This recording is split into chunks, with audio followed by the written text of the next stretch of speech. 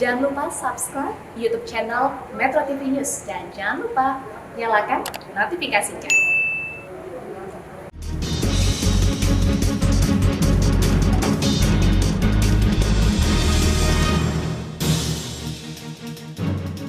Halo, selamat pagi, salam sehat selalu untuk kita semua. Dari ajang penganugerahan keterbukaan informasi yang digelar Komisi Informasi Pusat, hanya satu yang tidak lolos kualifikasi penghargaan tertinggi dalam keterbukaan informasi badan publik, yakni Kementerian Koordinator Bidang Politik, Hukum, dan Keamanan. Undang-Undang Nomor 14 Tahun 2008 tentang keterbukaan informasi publik mengatur setiap informasi publik harus dapat diperoleh dengan cepat dan tepat, biaya ringan, dan cara sederhana.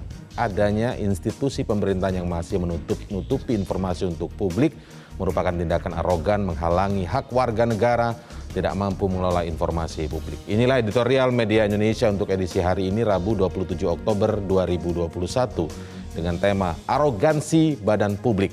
Tentu saja seperti biasa kami mengundang partisipasi Anda di nomor telepon 021 583 99 100 seperti yang muncul di layar televisi Anda. Dan untuk membahasnya kali ini, untuk membedahnya kita sudah bersama dengan anggota Dewan Redaksi Media Group, Gaudensius Suardi. Selamat pagi Bang Gaudens. Selamat pagi. Salam sehat untuk kita semua. Salam sehat.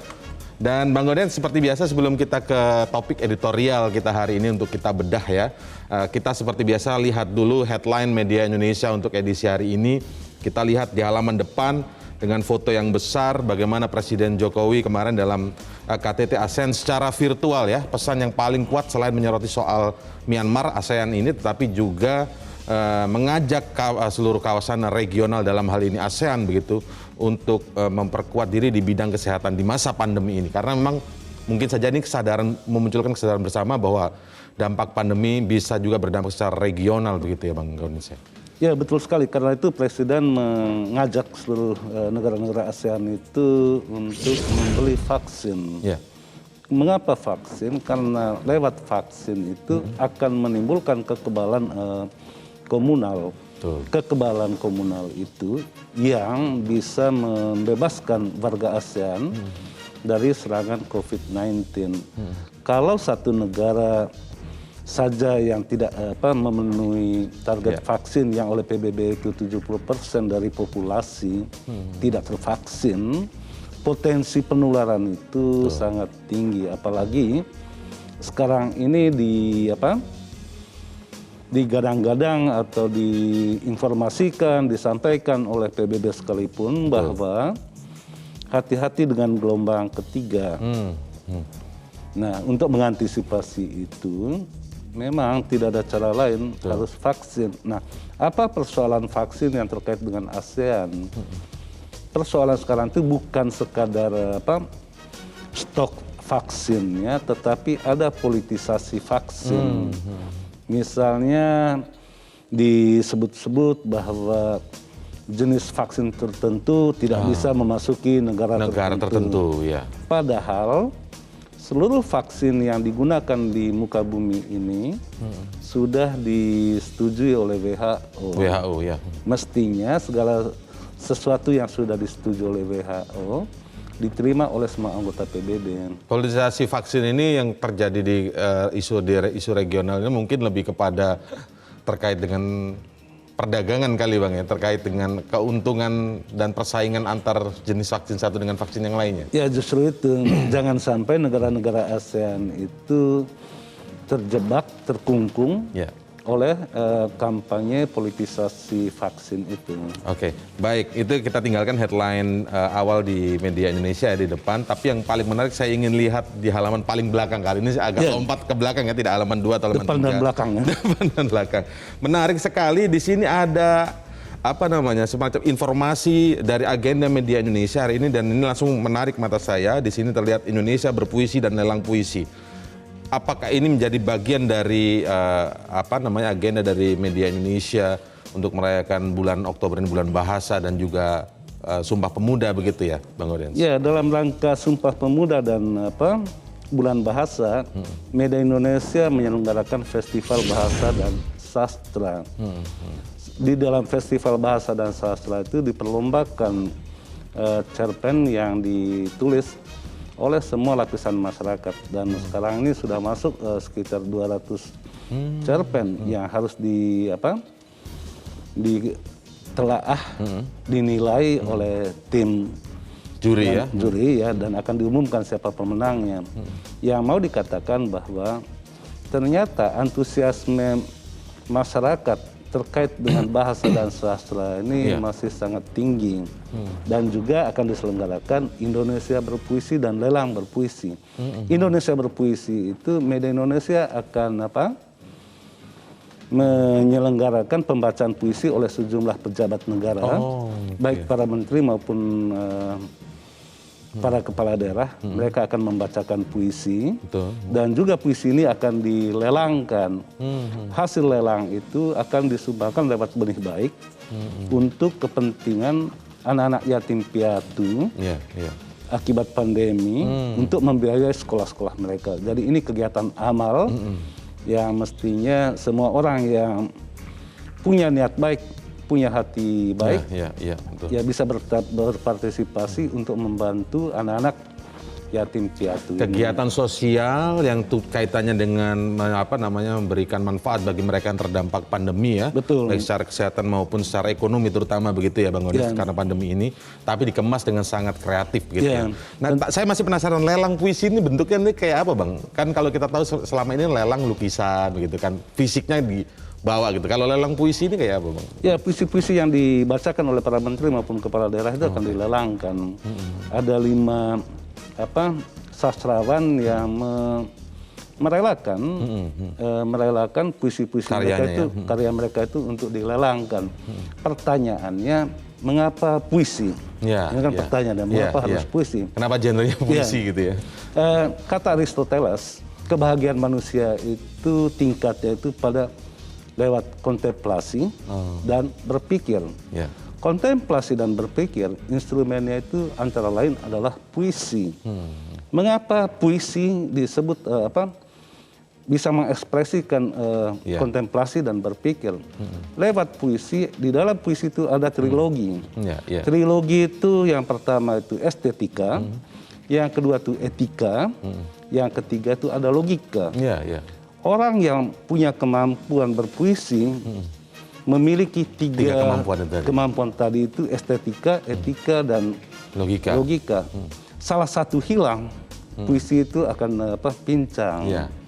Karena itu, apalagi di masa pandemi, puisi itu sudah dianggap sebagai mengisi kekosongan jiwa, sebagai rekreasi untuk menyembuhkan rohani maupun fisik itu lewat puisi. Karena itu, jangan ragu untuk bergaul dengan puisi. Jangan ragu ya. Karena berarti ini beyond ya semuanya ya. Ada estetika, ada logika, ada etika. Ada etika di situ. Nah, ini acaranya besok hari Jumat 29 Oktober. Oh, Jumat ya, 29 Oktober. Ini hybrid Bang ya? Iya, betul. Ada yang hadir? Ada yang hadir di studio Metro TV. Via virtual ya? Studio. Ada yang virtual. Etika, estetika, logika. Beyond ini ya. Tapi yang mau kita bahas di editorial hari ini dengan menyinggung arogansi badan publik, kayaknya hampir mungkin tidak ada tiga-tiganya itu kemampuan untuk itu kali Bang ya. Tapi ya ini coba kita ulas dulu.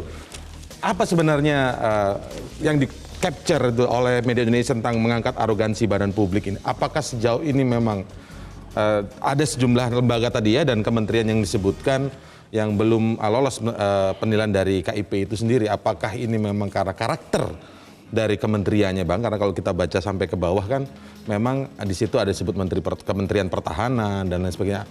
Kemudian dikatakan masih menjadi rahasia negara.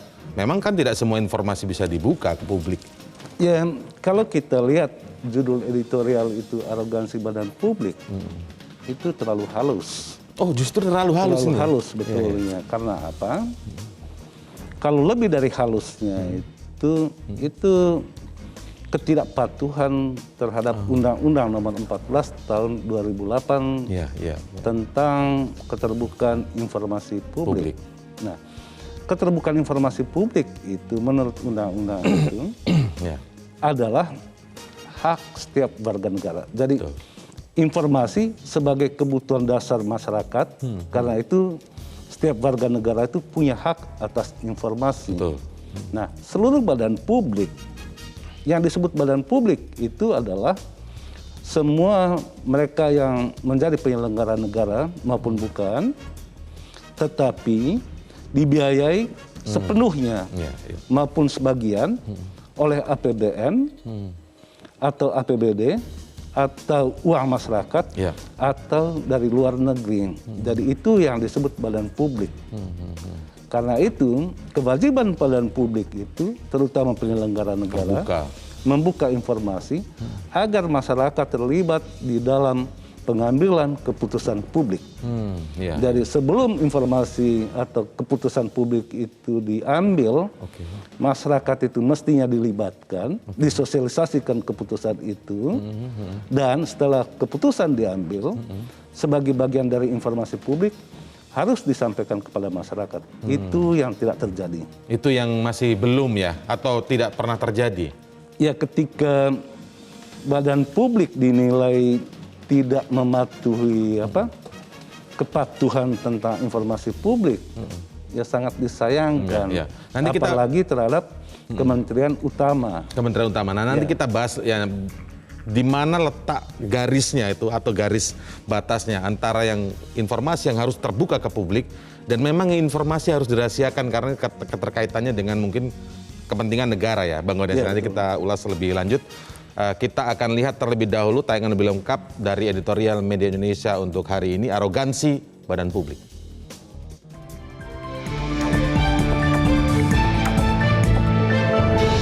Arogansi badan publik.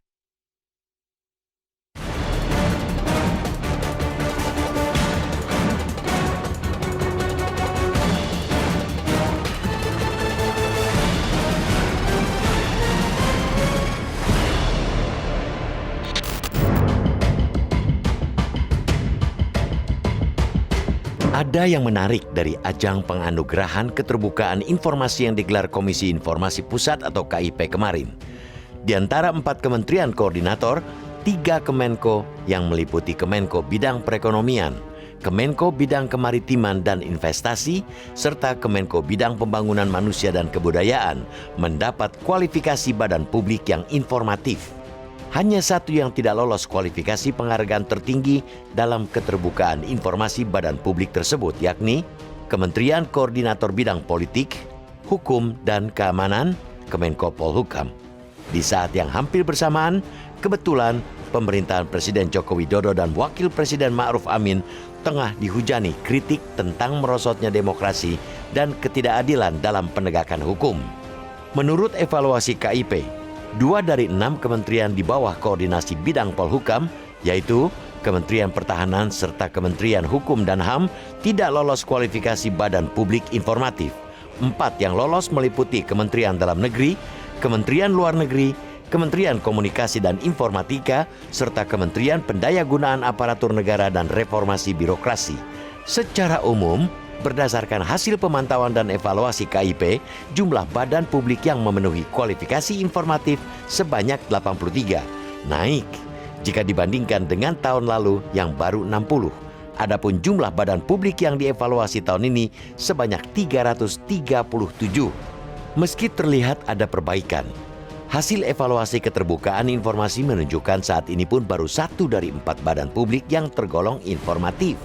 Kondisi itu cukup mengecewakan, mengingat keterbukaan informasi publik telah diamanatkan sejak lebih dari 1 dekade lalu. Undang-Undang Nomor 14 Tahun 2008 tentang keterbukaan informasi publik mengatur bahwa setiap informasi publik harus dapat diperoleh setiap pemohon informasi publik dengan cepat dan tepat waktu, biaya ringan, dan cara sederhana. Undang-undang itu bertujuan menjamin hak warga negara untuk mengetahui rencana pembuatan kebijakan publik, program kebijakan publik, dan proses pengambilan keputusan publik, serta alasan pengambilan suatu keputusan publik. Melalui keterbukaan informasi, masyarakat didorong untuk berpartisipasi aktif dalam proses pengambilan kebijakan publik. Akan tetapi, masih banyak pihak institusi pemerintahan yang bersembunyi di balik frasa isu sensitif, rahasia negara, atau belum ada persetujuan atasan. Badan-badan publik semacam itu dengan arogan menghalangi hak warga negara untuk tahu. Ketertutupan badan publik yang antara lain tampak dengan penggunaan pola komunikasi satu arah bisa menandakan banyak hal. Yang paling menonjol ialah ketidakbecusan dalam mengelola informasi publik. Sikap tertutup juga mengindikasikan gelagat menyembunyikan sesuatu yang belum tentu merupakan rahasia negara. Mereka seperti tidak menyadari bahwa mental tertutup berkontribusi besar dalam menimbulkan ketidakpercayaan publik. Jika badan publik yang bersangkutan merupakan institusi pemerintahan, jangan heran bila arogansi satu institusi saja bisa menggerus kepercayaan rakyat kepada pemerintah. Ketertutupan juga dapat menjadi katalis kesimpang siuran informasi yang memicu kebingungan di tengah masyarakat. Oleh karena itu, kemampuan mengelola informasi publik agar tidak terlambat tersedia di hadapan publik wajib dimiliki badan publik. Pemimpin badan publik tidak perlu mencari-cari alasan mangkir dari amanat undang-undang. Kalau tidak mampu, mundur saja.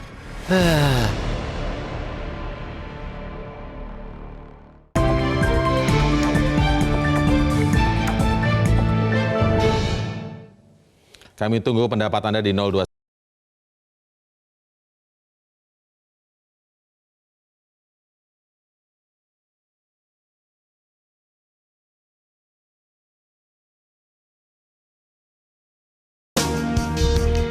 Ya, tema kita arogansi badan publik editorial Media Indonesia hari ini. Sebelum kita lanjutkan membedahnya bersama Bang Gaudensius Suhardi, anggota Dewan Redaksi Media Group. Apa saja yang membuat Kementerian Koordinator Polhukam tidak lolos kualifikasi dalam keterbukaan informasi badan publik? Kita sudah tersambung melalui telepon dengan Pak Arief Kuswardono, komisioner dari Komisi Informasi Pusat atau KIP. Selamat pagi, salam sehat Pak Arief. Apa kabar?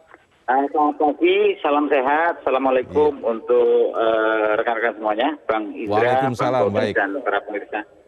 Ya, Pak Arief, langsung saja Pak Arief ya. Ini kan disebutkan di sini salah satunya adalah dari 4 kementerian koordinator Kemenko Polhukam yang tidak memenuhi kualifikasi ya keterbukaan informasi publik, dan 6 kementerian di bawah koordinasi dari Kemenko Polhukam ini ada 2 kementerian, salah satunya Kemenkumham begitu ya, dan Kementerian Pertahanan.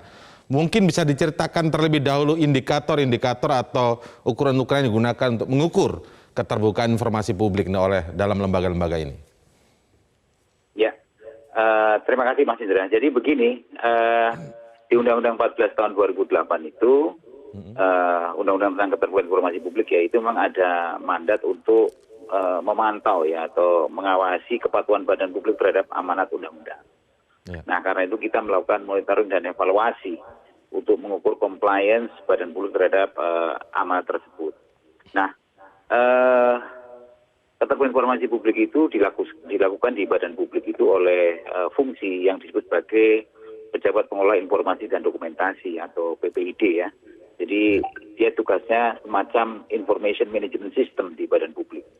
Karena itu indikator yang kita nilai itu mulai dari badan publik tersebut ya atau PPID tersebut, dari dia membuat atau memproduksi informasi, kemudian mengolah, kemudian menyimpan, mendokumentasikan ya, dan kemudian menyampaikan kepada publik ya atau kepada masyarakat. Nah, di situ ada peran atau fungsi yang disebut sebagai mekanisme yang disebut sebagai uji konsekuensi untuk membuat atau mengklasifikasikan mana informasi terbuka, mana informasi yang tertutup. Jadi untuk dijadikan public register yang mudah diakses oleh masyarakat. Nah, itu kita buat dalam satu sistem. Kita sudah punya aplikasi untuk melihat compliance atau mengukur compliance badan publik itu dalam satu sistem aplikasi yang nilainya memang sudah terukur secara komputerized. Nah, setelah itu kami menambahkan lagi penilaian terkait dengan inovasi dan kolaborasi. Jadi inovasi terkait dengan boleh langsung ke contohnya tidak, misalnya yang terbuka itu contoh seperti apa sih yang kemudian ada lembaga yang bisa disebut ini keterbukaan informasi publiknya bagus? Jadi begini, pada prinsipnya keterbukaan informasi publik itu untuk membantu masyarakat tadi sudah disebutkan ya, berpartisipasi dalam mulai dari kebijakan sampai dengan pengawasan program atau kegiatan. Jadi intinya adalah badan publik itu harus memiliki cukup atau memiliki banyak public register yang sifatnya terbuka sehingga bisa diakses oleh masyarakat. Contohnya misalnya ya, Kementerian Keuangan. Oke. Jadi Kementerian Keuangan ini termasuk badan publik yang sudah cukup punya public register, PPID-nya aktif, melakukan klasifikasi informasi dalam bentuk DIP dan DIK, yang DIP kemudian dipublish. Sehingga masyarakat tidak bertanya lagi. Jadi ada dua jenis ya. Dua jenis mereka yang mengakses informasi. Satu pengguna, kalau menurut Undang-Undang 14 2008 dan kemudian pemohon. Pengguna itu tidak perlu memohon. Dia cukup dengan mengakses informasi yang berkala, yang terbuka, yang harus disampaikan mandatori oleh badan publik. Kalau tidak ada, dia bisa mengajukan keberatan ke Komisi Informasi.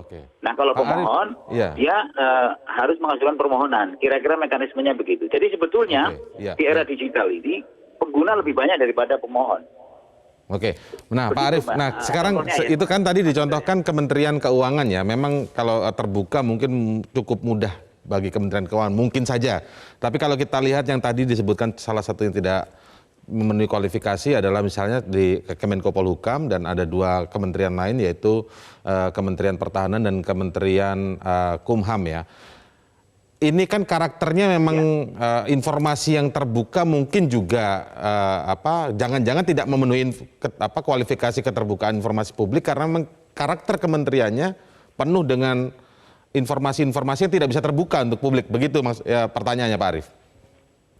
Ya, jadi begini. Itu kan common sense ya, common sense kita sebagai orang awam. Tapi sebetulnya begini, akuntabilitas satu lembaga dalam hal ini Kemenkumham atau Kemenpolhukam atau Kementerian Hukum dan HAM ya, itu sangat dipengaruhi oleh seberapa besar atau seberapa terbuka informasi di badan publik itu bisa diakses. Jadi tidak ada akuntabilitas tanpa transparansi, tidak ada transparansi tanpa keterbukaan informasi. Nah, disitulah pentingnya klasifikasi informasi. Kalau informasi itu memang tidak boleh diakses oleh publik, tertutup, silakan saja, tapi dengan alasan yang jelas.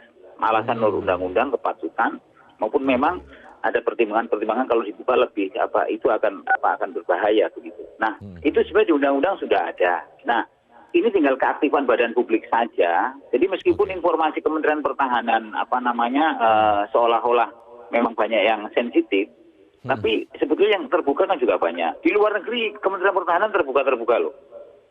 Nah, informasinya banyak bisa diakses oleh masyarakat dan di situ jujur masyarakat perlu misalnya terkait dengan bagaimana sih uang saya dibelanjakan misalnya untuk kepentingan pertahanan. Itu informasi itu harus cukup tersedia. Nah, kan beli alutsista itu kan pakai uang negara juga, uang rakyat juga. Nah, itu kan harus harus ada disampaikan secara terbuka kepada masyarakat. Betul. Nah, kalau informasi misalnya terkait informasi intelijen dan sebagainya silakan saja kalau memang itu dinyatakan tidak bisa diakses. Oke, baik. Ini jelas sekali penjelasan Pak Arief. Terima kasih Pak Arief Kuswardono, Komisioner dari Komisi Informasi Pusat atas penjelasan singkatnya pagi hari ini. Terima kasih, salam sehat Pak Arief. Dan editorial Media Indonesia akan kami lanjutkan nanti setelah jeda berikut ini, setelah headline news pukul 8 waktu Indonesia.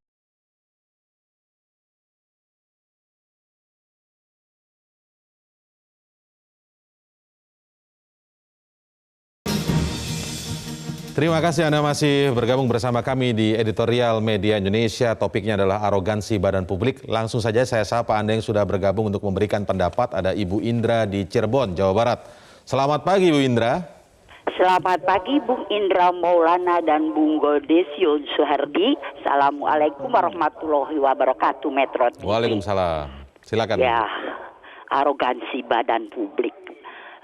Sebetulnya kalau kita mau lihat masyarakat kita, badan publik baik tadi disebutkan yang sudah terbuka ataupun yang masih diragukan keterbukaannya, itu berlaku untuk masyarakat yang cerdas, Bung Indra. Nah, masyarakat kita ini banyak yang belum paham untuk melihat segala sesuatu yang mereka butuhkan saat masyarakat membutuhkan. Tadi dikatakan ada pengguna, ada pemohon. Sebetulnya ya tentu saja memohon kejelasan untuk menggunakan. Disinilah muncul keadaan memang sudah membaik akhir-akhir ini, tapi masih ada sisa-sisa mereka yang merasa dirinya malaikat penolong, berlagu untuk menjual jasa, menerangkan kepada publik tentang apa yang mereka butuhkan dan mengharapkan imbalan. Dan mereka cerdas, mereka mengerti, sudah bisa melihat mana masyarakat yang betul mengerti atau yang memang maaf tidak tahu apa-apa.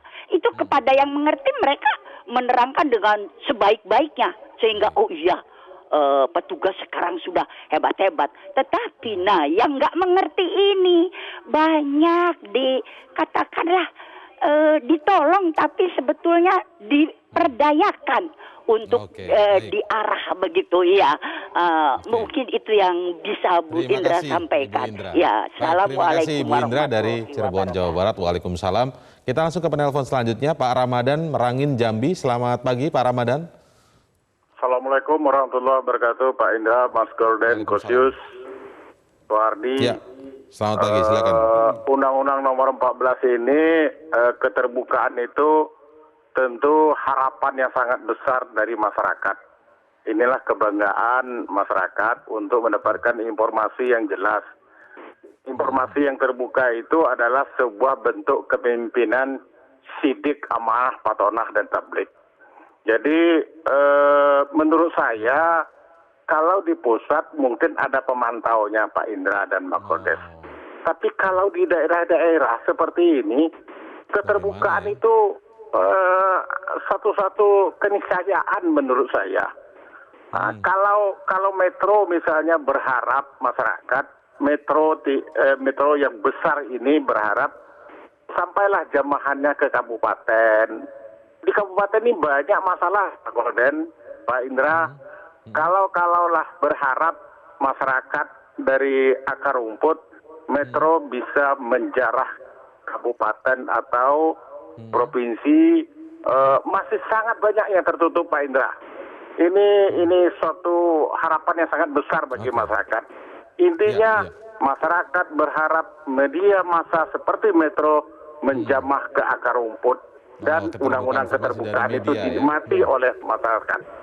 Makasih Pak Indra dan Mas Golden. Assalamualaikum. Terima kasih atas masukannya Pak Ramadan di Merangin, Jambi, dan penelpon selanjutnya sebelumnya ada Bu Indra ya di Cirebon, Jawa Barat. Dua penelpon yang berbicara soal lembaga-lembaga terbuka informasi publik. Mungkin dari Pak Ramadan dulu, bagaimana di daerah untuk soal keterbukaan informasi publik yang ya mungkin saja masih katakan cukup minim, Bang Godens. Ya, ada 3 kata kunci ya. Yang pertama itu memperoleh informasi itu bagian dari hak asasi manusia. Betul. Yang kedua, keterbukaan informasi itu adalah prasyarat dari demokrasi. Dengan demikian, ketertutupan informasi bagian dari korupsi. Karena membuka ruang korupsi. Kalau daerah tidak mau membuka informasi, itu artinya memang potensi korupsinya besar sekali daerah itu. Tetapi hak masyarakat dan juga badan publik itu ketika tidak memberikan informasi, ada tempat bandingnya.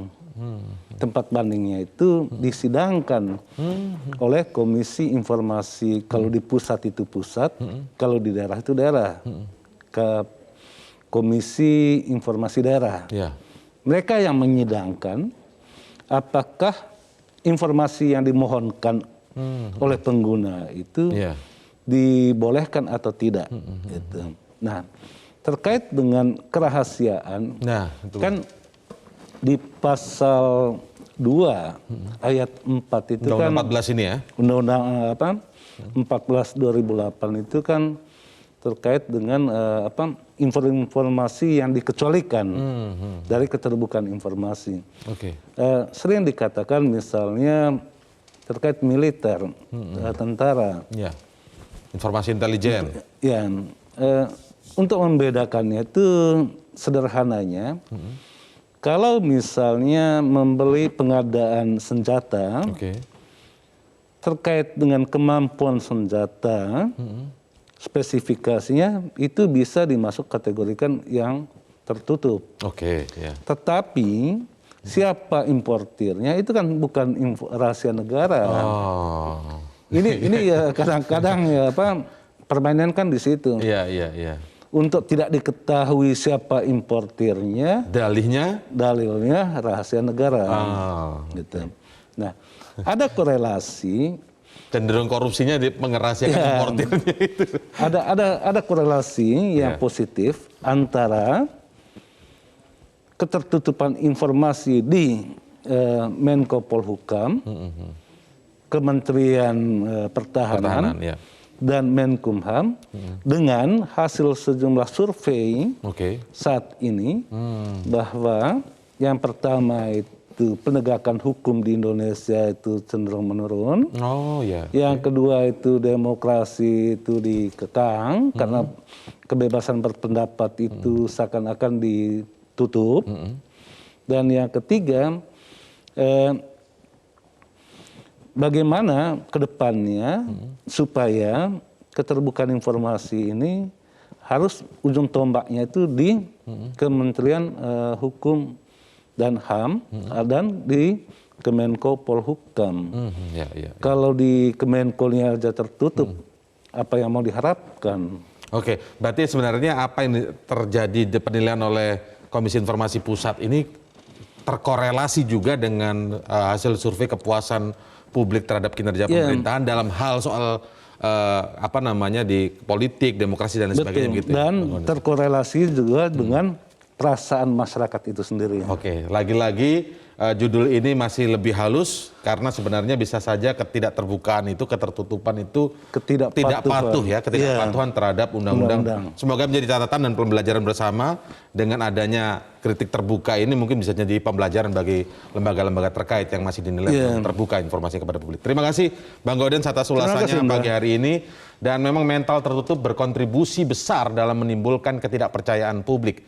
Jangan heran bila arogansi satu institusi saja bisa menggerus kepercayaan rakyat kepada pemerintah dan memicu kebingungan di tengah masyarakat. Pemimpin badan publik tidak perlu mencari-cari alasan mangkir dari amanat undang-undang. Kalau tidak mampu, mundur saja. Demikian editorial Media Indonesia untuk hari ini. Saya Indra Maulana, salam sehat selalu.